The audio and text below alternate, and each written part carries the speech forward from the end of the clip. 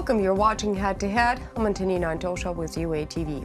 Ukraine is in the midst of an ambitious privatization effort that is an important part of creating transparent markets. Successful privatizations are centered on transparency, open competition, a fair process, and clear valuation. Ukraine got those details right in its March 2018 privatization law. To talk more about the challenges of Ukraine's privatization plan, we're joined in the studio today by Dmytro Yablonovskyy, Deputy Director at the Center of Economic Strategy. Hello, and thank you for joining us. Hello. So first, I have some data, and this was claimed by Ukraine's first Prime Minister, Economic Development and Trade Minister of Ukraine, Stepan Kubiv, who said that recently, not that long ago, and to be precise, it was on October 19, the small-scale privatization carried out through auctions ensured the receipt of almost 300 million hryvnias. Could you comment? Yes, basically, if you look at Prozoro sale, you'll see there more than 1,200 already offers, some kind of bids, and most of it, of course, is state property fund. But it's important to know that in this case, the privatization is not only deals with state objects, but also municipal objects. So basically, both the central state authorities and local authorities also play a big role in this small-scale, so-called small-scale privatization. And indeed, what we have seen already, that more than 200 objects were already successfully sold, and that led to the revenues of more than almost 300 million that you mentioned. But this is only part of the privatization. This is called small-scale privatization. What's the difference between the small-scale privatization and big-scale privatization? So now we have to refer the new law on privatization, which you already mentioned. And according to this law, all the objects were split into two categories. The one which the assets more than 250 million, and the other group is with the assets with below 250 million. And when we're talking about small-scale privatization, we're talking about these enterprises with the assets below the threshold of 250 million. And as with large-scale privatization, there are certain differences in the procedures, in the process. Which are?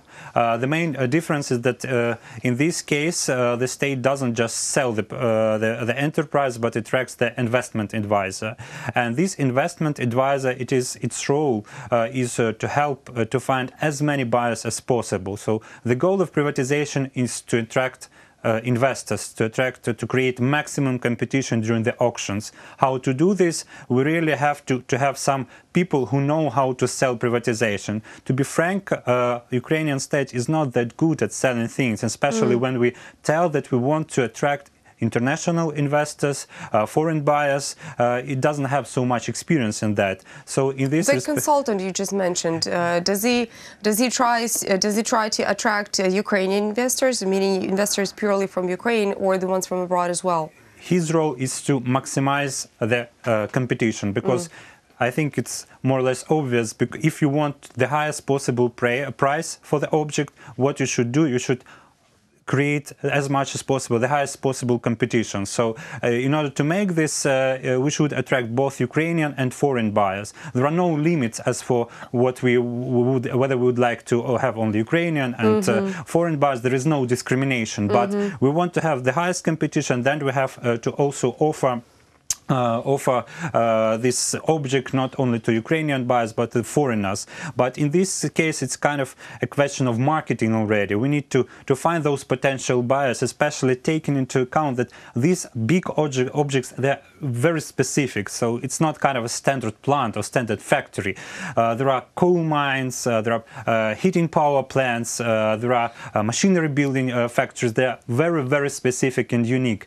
And in order to sell them successfully, we need some really people who know how to sell such complicated industrial objects, and that is why we need these investment advisors. And in December 13 we will have already the first auction, which will be for Centroenergo, and we will have the possibility to check how this worked with the investment advisor, to see how many really buyers he could attract to this. And an important thing is also that the bonus, or the kind of the payoff that this investment advisor advisor gets, it consists of two parts. One of the parts is fixed, another depends on the success or the final price which was paid for this project, for the object which was privatized. Mm-hmm.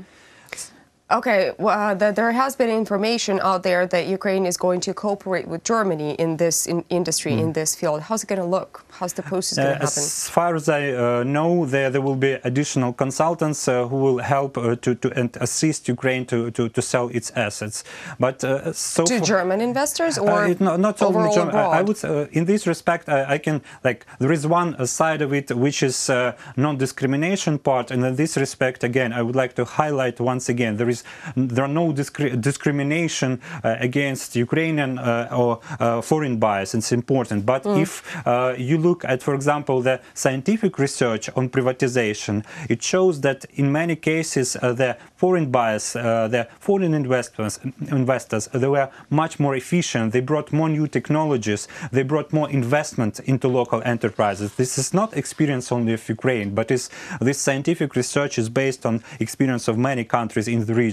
And in this respect, of course, we want both Ukrainian and foreign buyers to get into the competition. While being in Belarus, in Gomel, President of Ukraine, Petro Poroshenko, visiting first forum of the regions of Ukraine, said, and I quote here, "The large-scale privatization has been launched. The small-scale privatization has been simplified as much as possible. The objects of small-scale privatization are buildings, industrial sites, and recreational facilities. I believe that Belarusian entrepreneurs will take advantage of this opportunity." Comment. It's important that we attract as much as potential buyers as possible. And again, now, because previously in Ukraine there were times where foreign buyers, including those from CIS states or Western Europe, from any country, they were kind of discriminated. There were artificial barriers for foreign investments to participate, and I think that is why we have some optimism for this attempt of large-scale privatization. Because in this respect, the state tells, okay, we are not going to discriminate. We want to attract both Ukrainian and foreign investments.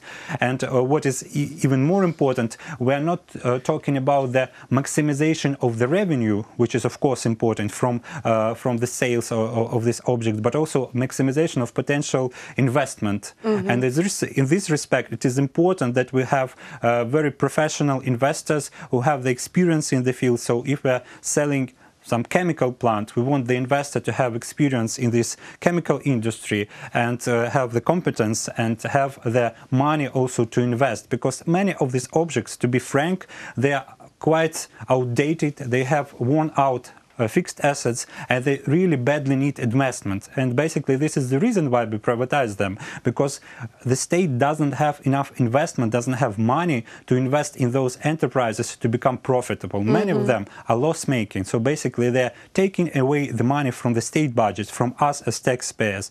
And if we privatize them, we manage to find the investor who will invest in renovation and will start earn profits, paying taxes, etc., creating new working places and all this stuff. If we talk about state-owned enterprises that are put on the market, on the privatization market, which of them are the most popular among foreign investors right now?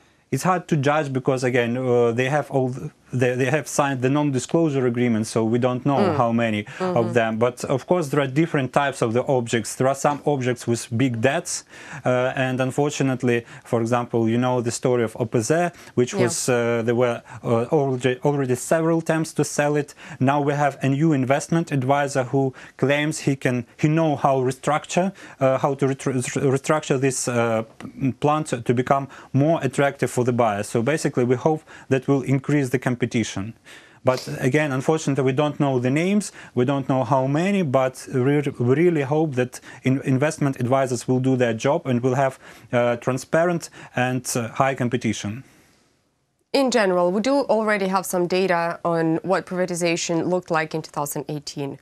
Comparing to the next year, 2019, do you think we'll have better results? I'm sure we will. On the one hand, we will have a very complicated year because we will have several elections, presidential elections and parliamentary elections. But on the other hand, unfortunately, some of the process for privatization for 2018 will start too late, and basically we see, for example, in a large-scale privatization, the list of objects consists in 23 basically entities, but to be realistic, we will probably sell only one entity. The State Property Fund will say only one entity, which is Center Energo, and for the rest of the objects, 22 objects, they will be sold, I hope, in 2019. So basically, I hope that despite the elections year, we will have the potential to prepare for the privatization of these 22 big enterprises, hopefully add some more, because there are more in the pipeline, according to the list, so-called triage, which was developed by Ministry of Economy. The list is much longer. And on the other hand, for the small-scale privatization, I believe we can even, fulfill the plan for this year and have a very good perspective for the next year. Taking into account, as I mentioned in the beginning, that small-scale privatization it's dealing not only with state property, but also municipal property, municipal plant, and so on. High hopes for 2019. Thank you so much for coming. You're welcome. That was Dmytro Yablonovskyy. He's the Deputy Director at the Center of Economic Strategy. Thank you so much for watching UATV. Stay tuned for the rest.